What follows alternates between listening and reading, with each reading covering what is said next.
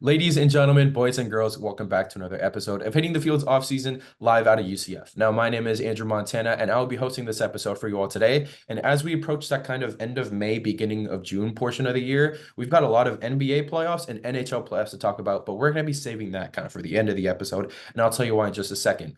The reason being is because it's not every day that the school that you go to, the university that you go to, is put into top tier national recruiting conversations for both your football and your men's basketball teams, which is pretty special to me.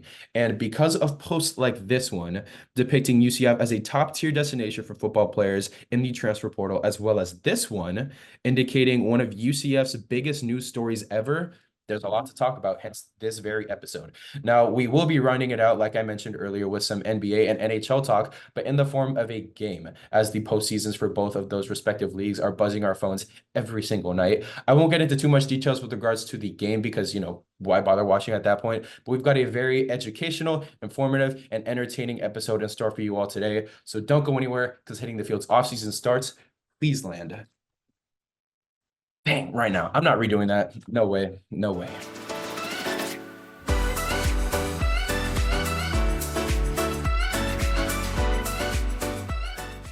And welcome back. Today, I'm going to be joined by Camden Mowery as we talk about UCF football. Camden, how are you feeling this fine day? Yeah, I can't believe you guys actually drug me back here. I thought I would never be here again. And here I am for HTS offseason show, which I've watched a total of like 3 seconds of. Good job, everyone that's doing that. Okay, well, here's Camden also. You This got is that what I've been drawing of working me? on for the last like 5 minutes. Oh, that's so cute while we were trying to figure out my issues. Yeah. You'll Send see that those to in the me. reel. Send what to you? Send that face to me. That's so good. Send Here. like mail it to me. Oh, okay. I don't know my address. I think the lighting just got screwed up on my camera. But anyway, we're gonna be talking about some UCF football and specifically its newest transfer portal acquisitions. Camden. Geez, Camden, if you don't mind going first, you've got a big name that's going to be taking over UCF's quarterback position. Who would that be, and what is he all about? Well, when you got me back here, you said you got to choose a transfer. And, I've been looking at all UCF sports. I've been all over it since I haven't been around the Orlando area. And the one name, you got to start with the quarterback. I mean, the biggest transfer name, well, it was probably a top 10. I think he was seventh on quarterbacks that entered the portal over the last year. KJ Jefferson, a guy that I watched a little bit in Arkansas and I really rooted for 2 years ago. And I was the host at nighttime. I love KJ Jefferson's game. And I went out there trying to find like, who is his comparison? Like who? Because I remember watching him being like, he's losing to all these SEC opponents. He's playing good football, but they're playing against Georgia. They're playing against Alabama. So I went for who his comparison was, and I ended up settling on Cam Newton, which I was like, I don't want to do that. Cam Newton won an MVP, made it to a Super Bowl, but he's only 2 inches shorter than Cam Newton and 2 pounds heavier. So guy plays like him too, got some physical mobility to him, and can definitely sling the ball a lot better than our past quarterbacks the last couple of years. You gonna say that about JRP? I am going to say that about JRP because the thing is, I think when we had JRP as our quarterback with Gus Malzahn, it was like, hey, he can spread the floor a little bit like a basketball player. He can run. Sorry, I've been watching a lot of NBA playoffs, but he Haven't we can. all? Haven't we all? But when you have a mobile quarterback that fits right in with the system, it's kind of like it works out well. But the thing is, I don't think JRP could throw the ball as well as like a Dylan Gabriel or a Mackenzie Milton. The underrated part about Mackenzie Milton when UCF was undefeated 6 years ago was how well he could throw the ball down the field. And KJ Jefferson, he's been doing it against SEC opponents. I mean, you look at the one great season that he had in 2021. I want to go back there. They went 9-4 on that season, and they beat three ranked opponents. I got it right here. They beat Texas by 19. They beat Mississippi State by 3, and they beat Texas A&M by 10, who was number 7 at the time. So 3 big top 20 wins against, I guess, all now SEC opponents. So he could do it, and he could do it on the biggest stage. Mm-hmm. And what was the other thing you mentioned to me before the show that kind of that comparison with Cam Newton and KJ with regards to Gus Malzahn?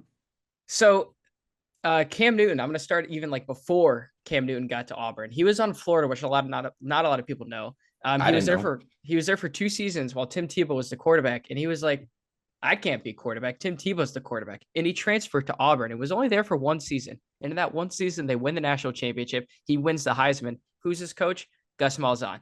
And you look a similar build type guy. I went back and looked at Cam Newton's stats, and okay, they're unbelievable. He had, I believe, somewhere around the realm of 30 passing touchdowns and 20 rushing touchdowns. So a very good season, 1 season. Now, KJ Jefferson in his 2 seasons at Arkansas without Gus Malzahn, I got it right next to me, so don't mind my eyes. Over 5,000 passing yards, 45 passing touchdowns. Here's the key one: 9 interceptions. Did not turn the ball over that much against great defenses. Against Georgia, they did lose 37-0. But again, you Oh, look at you look at those 2 years, and now he has played there for probably 3 total seasons, I think. But his last year was not really that good. So also, can he run the ball? He had over 1,300 rushing yards in those 2 seasons and 15 rushing touchdowns. So a guy that's going to be able to be mobile, and I think is a better thrower than people give credit for, is KJ Jefferson. I'm excited to see him take over the quarterback position because, yeah, we love JRP around here, in the field and all that. I don't know We who do. we is, but I don't think it's anyone on this Zoom call personally. But yeah, we're gonna see some good talent out of him. For my guy, I'm gonna be looking at Nijalik Kelly. He is a defensive lineman out of Miami. He's a junior, so we've got a couple years left out of him. But yeah, he's a 4-star recruit. On top of that, he's also the 13th ranked defensive lineman in the transfer portal as of now. And he started in 3 of his 4 games that he did play in Miami. So, transferring to UCF is just going to be one long ride on I-95, but, we'll make it happen. He totaled eight total tackles, with 4 solos on top of 1 pass deflected. And interestingly enough, 4 of his total tackles came in his final game on October 14th. So it's been a while, against UNC in a 41-31 loss. But for a defensive lineman, he's got great balance. He's got a great frame, which, by the way, he got 10 out of 10 on in his scouting report. He's also got a great first step when he's taking on the offensive line, and due to his athleticism, his hand quickness, he's gonna scare the bleep out of your quarterback. Whether there's like an entire offensive line in front of him, or it's just, 1-on-1 when the QB scrambling, he's gonna get there. So I'm excited to see how that pans out. That on top of UCF's 5th best defense in the Big 12 last season, with just over 25 opponent points per game and over 57 percent completion for the opposition. That's going to be an interesting kind of vacancy to fill in. Camden, I do want to ask you this though. Yeah, let me jump in. Let me jump in about your guy. Yeah. So, You want to? Oh, so you want to talk about? Okay, yeah, go for it. Go for yes. it. So not specifically about him because I haven't watched his tape, but to choose an edge rusher is very important. I mean, you look at the top 3 to 6 positions that you could have on a football team. Edge rusher is a big get, and especially since UCF's losing one of their best edge rushers to the draft. I believe Ricky Barber's gone, if I'm correct. And so just having that defensive Morris lineman Brash as pressure. well. Morris Brash is gone. Did he transfer or did he go to the draft? No, he got transferred, or he got transferred. He got drafted by the Chargers. Sweet. And he was one of like the leaders in tackles for loss, I believe, in like the Second entire most college football. sacks. Second most sacks in the Big 12, at least. Yeah, I remember seeing the number, like watching one of their night games, and he was like, he's top one of the like week 9 or 10. He was like one of the best defensive linemen, like as for tackles for loss. So you choose a position like that, especially in a conference not known for defense, a conference that for a while has been like the offensive takeover, adding these new teams, adding the Colorados and the Arizonas, the Arizona States, the teams that like to sling the ball coming from the Pac-12, getting an edge rusher like that will put some pressure on the quarterback. For sure, for sure. I do want to ask you this as well. This is kind of more with regards to how the team is going to pan out next season. So, last year we put up a record of 6-7 overall and 3-6 within the conference, which isn't like, the best, but first season in the Big 12, it's not the worst either, I guess. But according to covers.com, they said, or the website said, that we can go 10-2 with losses only to BYU and West Virginia. I'll ask you right now, Camden, if you have the schedule in front of you, what do you think our record's going to look like next season? Well, before the show, I was looking at record and I was like, man, best case scenario for this team could be 10-2. Now that part I agree with the website. But these people, I don't know if they see, we gotta play Utah, we gotta play Arizona, 2 teams that are gonna be top 15 teams. And so I don't know what they're talking about with BYU and West Virginia. I didn't know those teams were on the come up like that after whatever they've done in the last couple seasons. But one thing I'll say, the big get of Cedric Hawkins, the guy from Ohio State that I've never seen take a Oh my snap. As I gosh. was telling you, Did you just look up his name? I have it right here. Cedric Hawkins, 3-star from Cocoa, which is about 30 minutes north of where I grew up. So one thing I want to say about him, I have no clue who he is because big Ohio State fan over here. You know that I watch every snap, never seen the guy before. Can we see your bacon cup? My bacon cup? Yeah, Ohio State cup here. Show the back of it. That's why it looks like bacon. I gotta say, before I started the show, I was wearing an Ohio State shirt, but I was like, you know what, I'm talking UCF, so let me get my UCF gear on. Now, as for the season, 10-2 is super optimistic, especially with the newcomers to the Big 12. Now I'm looking at the schedule 2-0, easy start. We got New Hampshire and Sam Houston. If you could tell me where New Hampshire is, like on a map, they're like there. Northeast somewhere. I mean, it's tough to figure out where that state is for me. Those, Massachusetts areas. And then The Sam Houston, Northeast is just the one Northeast. big thing. Yeah, it's all like Ohio, but east. So Sam Houston, also cupcake. Then they start out with TCU on the road. Now, TCU had a down year last year after making the playoffs and making it the championship game. And I don't know if TCU is going to be able to get back to that level. But the tough games that I see on the schedule, I see Colorado with Dion coming to town. I see we got to go to Florida, which I'm not worried You about think that's a at tough all. game? Colorado, absolutely. They're going to be way better than 4-8. They might go 6-6 this year. Now, big Whoa. thing, if we're going to get to Colorado, they got a running back from Ohio State, Dallin Hayden, which I really love. I mean, you're going to see the name this year, I swear. And then, I mean, Shedeur Sanders is going to be probably the best quarterback in the draft next year. Him and Carson Beck from And Georgia. he's already Travis projected Hunter. to go first. Yeah, Travis Hunter on the cover of EA Sports Game, which I'm a little mad about for the news today. But aside from that, Iowa State's always a sneaky good 7-8 win team. We got the game against Cincinnati. Luckily, it's at home. And I seen Arizona, Noah Fafita and the wide receiver, I can't remember his name, from Arizona, coming into UCF. That's going to be a great game because Arizona is projected to be a top 10, top 15 team. And then Space game as well. That's the space game? Yeah, Arizona. Oh, that's a good choice. And then the last game of the season at home against Utah. Utah, I believe Cam Rising will be able to be the starting quarterback there if he's still on the team. Utah, I love Utah. They've been great. Always a consistent team with Kyle Whittingham at coach. So official prediction, I want to say 9-3 is like the good season for UCF this year. If they go 9-3, because you think about this last year we just had, how many of those games were very winnable? That Baylor game that's the thing, yeah. 6-7, you said, is very misleading because you look at some of these games that were one-score games, and I mean, I get it. They beat Boise State on a walk-off field goal. And the Baylor freaking choke on family the weekend. Weird Baylor thing. Talk about that, what think? This team had a top 20 team, Oklahoma State, come into town and absolutely routed them 45-3. And Oklahoma State was good last year.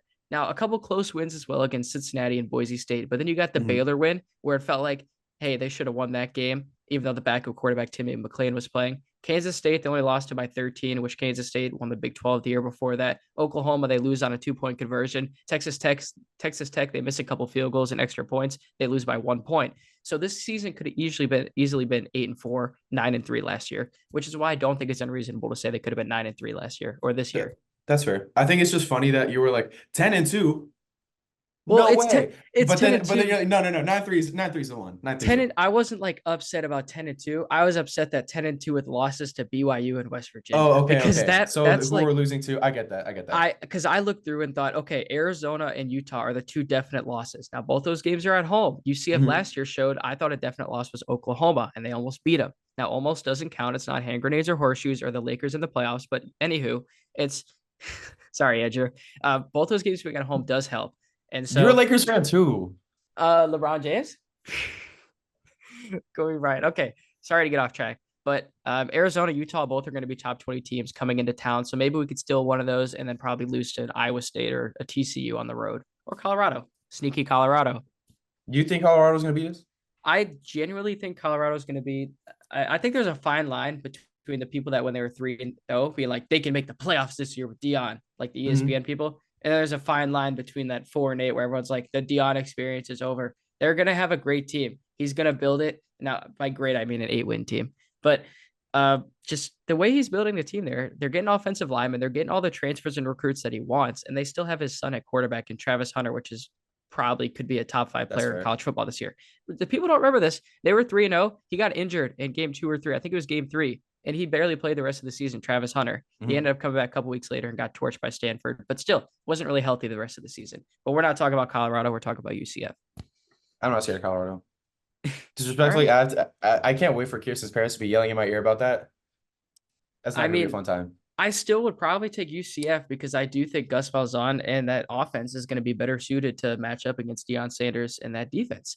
But we'll see when the time comes. The game is at UCF, so they're going to have to come on down here and show what kind of ball we play. Yeah. But, yeah. You ever seen that video with the Vanderbilt guys? I got to – there's a great clip out there you should watch. It's about when Vanderbilt started out 3-0, and he's like, Alabama, you're next. We're going to show you what kind of ball. I know. No, I know what you're talking about. And then they got blown by like 40, Hurts is like 48. 59-0, I think. Is it 59-0? Jalen Hurts comes out. He's like, theoretically, we are next on the schedule, and then beats him 59-0. I remember that. I do remember that. Didn't he? He had like a completely different haircut than he does now. Yeah, I think he had dreads. Did he? Okay, yeah. I don't Yeah. remember the details exactly, but there's that. So with that all being said, we got a very interesting season for UCF football. Now moving on to UCF basketball. That's not going to be with Camden. Yeah, Camden's like, I did not take notes for that. We'll be right back with some more UCF sports coming up right after this commercial break. Hello, my name is Ty Patton, and I am a licensed sports therapist. And today I'm here to help 3 people cope with their misfortunate teams. Maddie, when was the last time the Bears won anything? I don't think I've ever experienced that feeling. Maddie, the MVP is not a real award. But it was voted on. By kids, Maddie. Yeah, it was a real award. And I think that's one thing that we can, we made history with that moment. We don't have to talk about Trubisky or the draft because I really don't like to think about that. It really just makes me, I'm sorry. Now, Maddie, is Mitch Trubisky still with the team? No. I'm not sure he's in the NFL. You I know Mahomes is, and he was drafted ahead of him. Actually, Mitch Trubisky, it was a bad one. And now we have Justin Fields, who I have belief in. And the worst thing about sports, it's the hope it gives you. Maddie, at times like this, sometimes we as fans like to hold on to what was. Yeah, But my dad sometimes still you- talks you- about the you- 85 Bears like it was yesterday. I texted him yesterday. I was like, how about this Bears game? And he was just like, this is so sad. I watched with my neighbor's lifelong Bears fan. I watched with them. It was just, you can't describe the feeling. And welcome back. Today I am joined by Nick Cohen because today we're going to talk about some of the UCF men's basketball team's transfer portal acquisitions because there have been a lot. But before we get into that, Nick, we have been discussing we will be discussing rather, some of the NBA and NHL playoffs. So to you, who are you rooting for out of the Dallas-Minnesota series going on in the NBA now that we're talking basketball? Jeez. Well, all of the Minnesota fans in hitting the fields may not like me anymore. I'm going for Dallas. I mean, Luka just has, he's probably the best player in the world right now. And I think they stand a better chance at beating Boston. That's all I care about. Mm-hmm. That's And then kind of for an hockey, interesting. the Panthers, for sure. Yeah. Obviously. But I've been thinking about that, like who would be the better matchup for Boston. It's just like, I don't know. I think the two big man combo for Minnesota would serve well if Kristaps comes back. But that's for another day. That's for another day. If they We've say got it's optimal. yeah. That's true. That's true. But today we're going to be talking about a different brand of basketball, and that is the UCF college basketball team for the men's, because there have been a lot of cool acquisitions going on recently. Nick, if you want to start off with who you believe has been, in your opinion, the biggest pickup for UCF's men's basketball team, go right on. Sure. So, I mean, it almost goes without saying, I'm probably going to choose Mikey Williams. He was so hyped out coming out of high school, actually, and then committed to Memphis. Never played a game because, he had some off the court troubles, but the talent is still there. One can only hope. He's been practicing. He's been at UCF for almost a year now, and he's finally gonna get to play in the spring, and it'll be fun to watch. He's an electric guard. He's coming in as a freshman, so if things go well, he could always enter the draft. If not, if things are taking a little more extra time, we have him for 4 years, which is so good. And some of our outgoing transfers were older players, so it's great to get some of these young players in, and I'm really excited to see Mikey. For sure. And I have some more questions about Mikey Williams, but before we do Okay. that, I'll get into my guy. I'm taking a look at Keyshawn Hall. He's coming in from George Mason. Last year, he put up an all A10 second team performance and started in 28 out of his 29 total games for the Patriots. On top of that, he averaged over 16 points, 8 rebounds, and 1 assist in 31 minutes of gameplay. But that's not even like the best part of him, in my opinion, because he's a guard, right? So he can kind of be that offensive spark that you need, but he's also 6'7", over 200 pounds. So he could play kind of an undersized small forward, arguably. And I think he has the potential to do that on UCF's team, especially considering his efficiency. Last year, he put up 47% for the field goal, or just like overall, 36% from the three-point line and 84% from the charity stripe, which is huge for UCF, considering the playmaking that you can get out of Darius Johnson. On top of the fact that if you're running the transition, he's shown this a couple times. He can be the ball handler. He can be the guy to fill in the lane to cover the paint, or he can be the weak side spot up shooter that you want. And something else is kind of interesting that I saw in his highlights. He's a lefty, so that's always tough to guard, and it kind of throws defenses off in a way. But I think for sure he'll be a good fit if he starts. He showed a lot of promise as a Patriot. George Mason Patriot, mind you. We're not talking football anymore. But yeah, I think he could be a great fit for what Darius Johnson brings as a point guard to our offense. On top of the fact that, Darius Johnson put up, I think, 15 points per game. Jalen Teller's like 16, 17, maybe more than that points per game. I know them two are both top 10 scorers in the Big 12 last year. So that'll be interesting to see how they mesh with another potential 16-point per game scorer. But speaking of that, I just mentioned Darius Johnson and Jalen Tellers both being top 10 scorers in the Big 12. How do you think, Nick, Mikey Williams would fit into the starting lineup if he were to start? Because it's like Jordan coming back from retirement. Like, you can't really bench him, because that's such a big name. So do you bench Jalen? Do you bench Darius? Or do you just run small ball and then have like an undersized wing as your power forward? I think run small ball a little bit, at least start. We're not saying game one in November, it needs to be your roster for when you're chasing the championship. We're not like, you can make some changes, but at least start with your three best players, have them in the starting lineup, because I think that's pretty fair to say that they're going to be the three best players. And then you still have Diallo in the center at for 7 foot, and then we'll have a power forward at I don't necessarily know who's going to be starting, but likely going to be above 6'9". So, if as long as your front court has some good size and can space the court pretty well, if you get those three guards, and I don't know who would play small forward, maybe a Darius Johnson, I would probably think. He's the best defender. He averaged like 3 steals per game, which I think also led the Big 12. Yeah. So he's a stud. I'm very, very happy that I love him, bro. back. He's so good. Yeah, it's so fun watching him. Yeah, we did lose CJ Walker and Marcellus Avery to the transfer portal, so those were probably gonna be like the filling that vacancy at power forward. But next up, Shamari Allen. I don't know. He was the 5th best scorer last season for UCF, so he's a taller guy. He could potentially fit in that power forward. Unless, UCF decides to put in a new guy at power forward, but we never know. I do kind of like the idea of small ball. I think that's a good plan against like a worse team, like someone you just know you're gonna. Sorry, I hit my microphone. But someone you just know you're gonna halftime it's gonna be a 20-point lead. You can start heading home like halfway through the game, kind of thing. But I think and also at power forward, potentially we could play Benny Williams. I saw he's another guy who transferred in from Syracuse, a pretty good basketball school. He is that 6'9" forward. And, sure, he only averaged just over 5 points this past year. But like that's on a Syracuse team that is pretty good at basketball.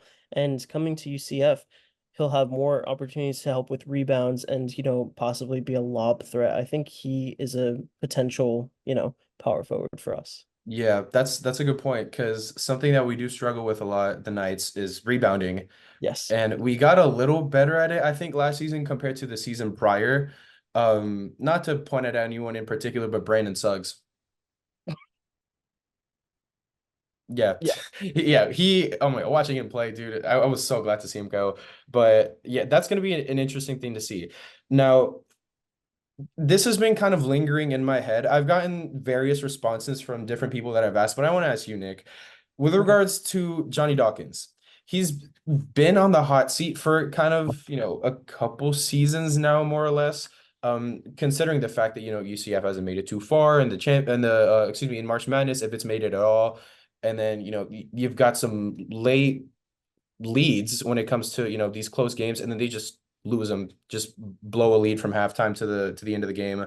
Do you think he's going to continue to be on the hot seat? Do you think it's time for UCF to move on? Or is he kind of, like the all reliable that we can just, toss him out there and then like we'll be fine kind of thing? I don't know. What are your thoughts on Johnny? Well, I think any coach, no matter how successful, is always going to be on the hot seat. If you're a guy winning championships almost every season, that season that you don't, boom, you're instantly on the hot seat. Mhm. So I think he will continue, but I don't think there should be any pressure for at least 2 more years. Okay, we have a bunch of talent coming in our first year in the Big 12, and I think the Big 12, it's a top two basketball conference for Definitely. sure. Yeah, yeah, yeah. Um, we had some crazy wins, we had some disappointing losses, but we didn't do too bad. And so now with more talent coming in, give him this season, and then if it's still a little shaky, give him a second season with this new group of guys with Mikey Williams and hopefully Jalen Sellers stays another year.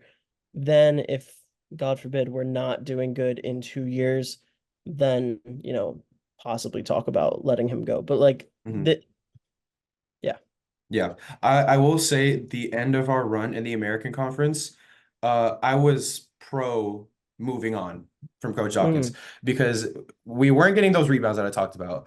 There seemed to just be no effort, especially on defense from our roster, and like there's only I don't know, like as a coach, it's kind of your job to like put some pressure on that. Like you don't teach defense, you just have to play defense. It's not something you can really you're just kind of born with it. It's a question of effort. And I saw that lacking in the team. Last year, however, it took a big leap up. I don't know if that's because of coach. I don't know if that's because of a certain player or if it's, new conference, new me, something like that. But I was really impressed with the team last year, considering, again, new conference. You got Jalen Sellers now, he's new, played well around him. Like you mentioned, won some huge games, lost some disappointing ones. So, it kind of cancels out.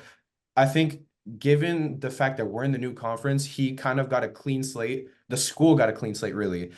So if we were to still be in the American, if we were still to be like performing poorly in it, I think at this point, again, considering we're in the AAC, we would have to move on. But because we're in the Yes. Big 12, it's a new chapter, we started over, we got a new team, etc. And now, like you mentioned, we got a fresh wave of freshmen, carry it out as long as you Shout out can. Niels Mahovsky.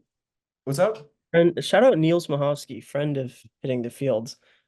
Sticking around, staying another year, hopefully getting some more minutes this year. Yeah, for sure, for sure. I know Nick Ranieri, he met Michael Colina. I think they went to the same high school. I'm not sure. Interesting. He Yeah, just yeah, transferred yeah. out, but Yeah, he just moved somewhere else. I Orlando don't know guy. where. Yeah, yeah. But yeah, I think now that I feel like this is also kind of a product of where we are time-wise. Just like again, like we're in a new conference. I think now I'm kind of pro keeping him because of how he did last year, because of how the team did last year. So I'm Yeah, I okay with keeping mean, him around for at I least a wasn't couple more watching years. I wasn't watching UCF basketball 2 years ago. I just got to UCF a year ago. So after seeing him for a year, I I'm comfortably on the keep side. Mhm. Yeah. Yeah. That we'll see how that goes. I don't have a Um, large sample size of his coaching, so Well, to your benefit, you're gonna see a lot of Mikey Williams. So I there's am. that. Yeah. Actually, I do want to kind of double down on what you mentioned before with Mikey Williams. So with regards to him, you mentioned how he hasn't played in any collegiate level, like basically at all. Do you think you could make the argument that his high school games, where he brought in so many people, like filled in those high school gyms to like the rooftops, do you think that could kind of count as like not collegiate level, but just getting those big crowds around you because like some of those high school games that he would max out are more than like Okay. a Yes. typical college game. Yeah. No. Yes. I do Yeah. Okay. because just for example, when the news broke that he committed to UCF, on my Bleacher Report app, I'm not following like I'm not like subscribed to college basketball in general, just Hmm. UCF news. But I got a notification and it was from just general Bleacher Report, not even UCF, and it was all caps, the red alert emoji saying Mikey Williams commits to UCF. Like that's how big of a deal it was Hmm. because that's how big of a basketball name he still is. Like he it was like him and Bronny James like 2 years ago. They were like all the hype in high school basketball. So I do still think that it'll bring in some crowds, especially if it's like if we have a good record and we're playing another Kansas level team, I think it will. Yeah, because I think the biggest leap between high school and college outside of the competition that you're facing, obviously, has got to be the crowds. Yes. You know, but Mikey has that in his back pocket because he's played like arguably A better high crowds school than in college. gym and a stadium is unmatched. Yeah, yeah. But you know, like acoustics and stuff, does this sound louder in a high school gym? I've never been to a high school basketball game actually, so I don't know. Either. You're freshly out of high school. Yeah. Yeah, it's been My a high while for school me. basketball team was not good. You're not alone. Get in line. Yeah. I heard we might be better. Suncoast. I don't know. It was so bad. But yeah, Absolutely. that's just about all the time that we have for this segment. Thank you, Nick, for joining us. We've got a lot of interesting basketball to look forward to this upcoming season, but don't go anywhere because we will be right back after a quick commercial break. So, Tyler Brown, right? It says in my notes you're a Oklahoma fan. That is correct. So, let me ask you, bud. Is Texas back? All right, I put on a brave face a lot, but this year, I'm really scared that they are, man. Okay, they just beat Alabama. They're gonna be top 4 in the rankings. And last year, they beat us 48-0. Yeah. It was humiliating. We're the Oklahoma Sooners. We were the best ever. We were talk of the town. We had Baker, Kyler, and Jalen 3 years in a row. And now, are we good? I don't know. We haven't won a national title since 2000. We're number 18, I think, and nothing matters, dude. Sometimes we build up these walls thinking they're impenetrable. But sometimes you have to knock these walls down to build up bigger and stronger ones. And you got to be tough through that. It's hard being an Oklahoma fan at this time, but grass is always going to be greener on the other side of the hill, buddy. Is it? I cannot live through a Texas national championship. I can't. I'll never recover. Do you want to talk about Lincoln Riley? What'd you just say to me? And welcome back. We are here with Frankie Noble and Kenny Harris. Frankie, I'll start with you. How are you feeling about your Florida Panthers in this series? I'm feeling great. I'm so scared. The most scared I've ever been in my life. But I'm feeling good. I'm glad it's tied 2-2 right now. We'll see what happens tomorrow. Hopefully we can take the lead in the series. Yeah, big win last night. And then Kenny, how about yourself with regards to the Minnesota-Dallas series going on to the NBA? Which team are you rooting for? How far do you think this series is going to go? Since the trade deadline, I've really loved Dallas's team. I think adding Daniel Gafford and PJ Washington did a lot for them. Mm-hmm. And I've just loved the way Kyrie has kind of found his groove in the NBA again. Minnesota's lost a couple close games in this series that they easily could have won. So it was good to see them finally bring one, take one on the road, and now they're going back to theirs. But I do still think this is Dallas's series in hand. Mm-hmm. I'll have to agree. I'm rooting for Dallas as well because Kyrie's my guy. But anyway, into this segment itself, I'm going to be giving each of you guys 7 different questions, and each question is going to contain one NBA team and one NHL team, to which you have to tell me which team has won more championships in its respective league. Now, for those of you who don't know, and correct me if I'm wrong, Frankie, but the NHL has been around since like the 20s? It's been around over 100 years. Over 100, yeah. 100. Yeah, something like that. The NBA started in 1949, if I'm not mistaken. So it's much newer than the NHL. So keep that in mind as we go along. But ladies first, Frankie, I'm going to start it off with you. Your first question is going to be the Carolina Hurricanes versus the Milwaukee Bucks. I really don't know NBA at all. So this could be so wrong, but Carolina hasn't won that much, so I'm gonna say the Bucks. The Bucks. Okay. Do you want me to tell you the answer now, or should we just like keep going and then I'll tell you your score after? I feel like I'm way too curious of a person to not know. You want me to tell you now? Okay. Yeah. So you went for the Bucks? Yeah. You got it right. Milwaukee Bucks have 2 championships. The Carolina Hurricanes have 0. Moving on to your second one. Yeah. Moving on to your second one, we've got the LA Kings or the LA Clippers. I'm going to say Kings. The Kings, you're right. They got 2, and the Clippers have 0. So Frankie's 2 for 2 as of now. Moving on to the third question. Another battle, but this time we're going to the East Coast for the New York Rangers versus the New York Knicks. Oh my God. I don't know NBA at all because like I didn't even know the Clippers were a team, if I'm being so for real. But I know the Knicks are like good, but the Rangers are also really good. Mm-hmm. I'm trying to think of like the banners they have because they have like a Harry Styles one, and then they have a bunch of like teams. That's a crazy note. Just saying. I'm gonna say Rangers. Okay, the Rangers have 4, the Knicks have 2, so you're 3 for 3. Shut up. Yep, 3 for 3.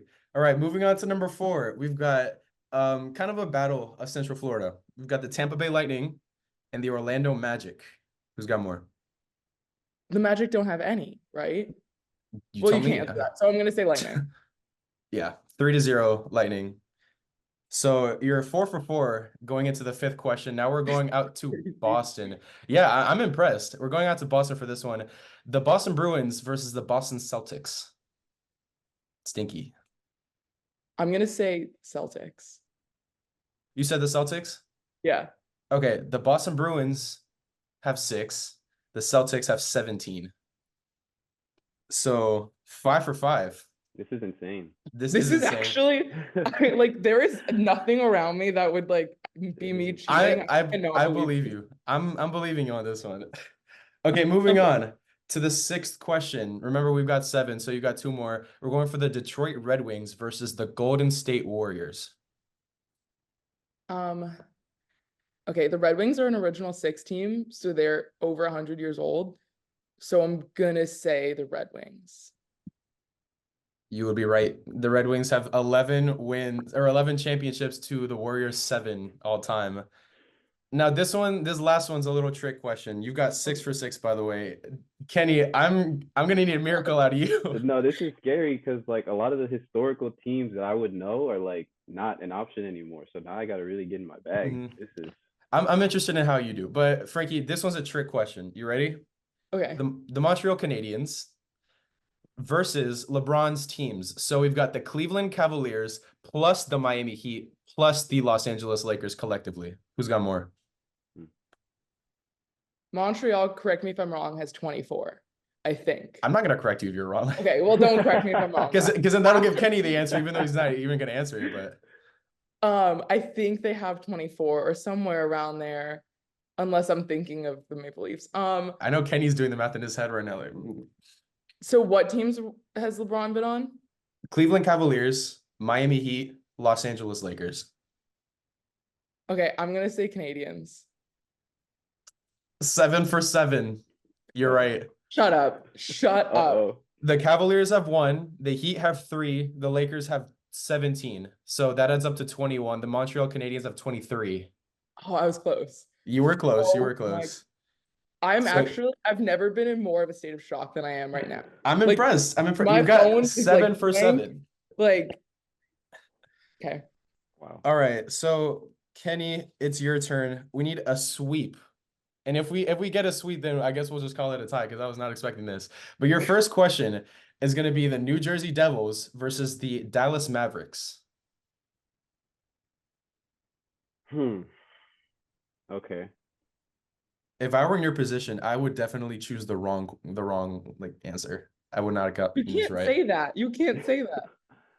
That's that. Okay, yeah, that's fair. That's fair. But Because I've been alive. Won Dallas championship. I was there. Okay. I saw that happen. Broke my heart. I was a LeBron fan. I was devastated. New Weren't Jersey we all? Devils. I feel like they got one in like the 2000s before my time. But this is. I'm going with the Devils. the Devils. Okay. Do you know how many the Mavericks have? I can't think for Dirk, so I think it's just that one. Well, you're right. It is the New Jersey Devils. Dallas Mavericks have 1 in 2011, and then the New Jersey Devils have 3 all time. So Okay. there's that. You got one right. You're doing good so One far. question at a time. That's all we can do. One question Exactly. at a time. You can only take the team ahead of you, said Boston. Now we've got a battle for Philly. The Philadelphia Flyers versus the Philadelphia 76ers. Okay.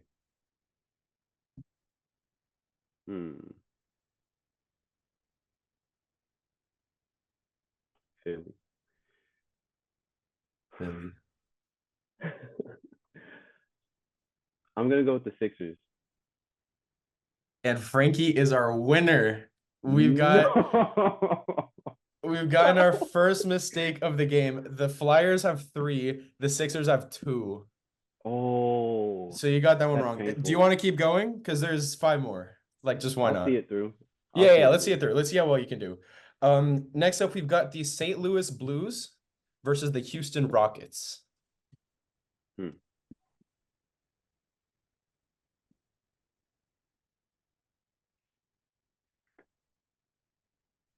Houston. I think Houston's only got 2. They went back to back. Hakeem Olajuwon. St. Louis. Can't say enough about the Blues. Am I right?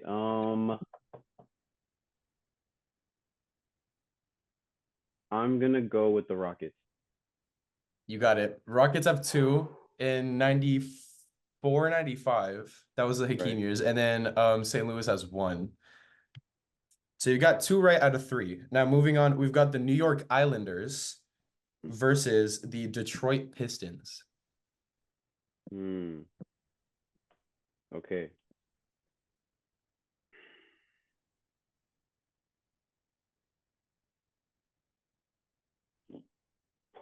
There's no thought process. It looks like I'm thinking. I have nothing to go off of. I don't watch hockey. This was like the best combo I could have gotten, I think. No, yeah. Just full basketball versus full hockey. Detroit. I'm gonna say the Islanders. Yep. Islanders have 1 more, 4-3. Detroit won 3. I don't know, way back when their last one was in 2004. But right now you've got 3 out of 4 correct. Moving on to your 5th question. The Nashville Predators versus the Portland Trailblazers. Wow. Okay. Just going off name, I feel like Nashville hasn't won a lot, but I know Portland has won. Shout out to the great Bill Walton. I'm gonna go with the Trailblazers. And you would be right. May Bill Walton rest in peace. The Portland Trailblazers have 1 to Nashville's 0. So that gives you your 4th point. Now, moving on to the 6th question, we've got the Vegas Golden Knights going up against the Brooklyn Nets. This is an easy question. Yeah, Vegas just won it. I'm gonna go with the Golden Knights. Okay, yeah, there you go. You got that one. I was gonna say if you knew no hockey, then you would have. Well, I don't know, because it would still be a tie at best. But moving on to the final question, you've got 5 points. Let's see if you can get a 6th one right. We're gonna go for the Vancouver Canucks. Bear with me here. The Vancouver Canucks, Seattle Kraken, and Buffalo Sabres against the Charlotte Hornets, Washington Wizards, and Indiana Pacers. What were the hockey teams? What were the 3 hockey teams? Okay, yeah, you're good. I'll say it again. Vancouver Canucks, Seattle Kraken, Buffalo Sabres, and then for the NBA, you got the Charlotte Hornets, Washington Wizards, Indiana Pacers. I know all 3 of those NBA teams are losers. They have never even sniffed the opportunity in a long time. I'll go with the 3 hockey teams. Frankie, you won by 2. Those Dang. teams suck. And Seattle's been for 2 years. So Vancouver, did they have a good run? Not really. Oh gosh. So collectively, the 3 hockey teams, Vancouver, Seattle, and Buffalo, to Frankie's knowledge probably, have 0. Charlotte has none. Indiana has none. Washington has 1. Oh, way back when. Way back when. They might have been the Bullets at the time. I don't even know. Yeah, like Wes Unseld way back. Yeah, it was. I don't even know what year. My ball knowledge stops at like the 80s. But yeah, I didn't even know we've they were a got. team. I didn't know that the Washington Wizards were a team. Yeah, I went to their That stadium. didn't stop you. Yeah, I don't blame you at all. But I went to the stadium. It's not like everything about the Wizards is pretty much poverty at this point. Is it And in DC historically. or state? DC. It's in DC. Oh. Yeah. But the final score, we got Frankie 7, Kenny got 5.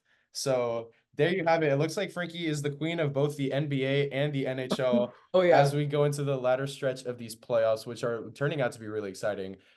Thank you both for watching, and thank you both for joining me, and thank you guys all for watching this episode. It's been super fun, and we'll see you all next week with another episode of Hitting the Fields Offseason. Until then, go Knights and charge on.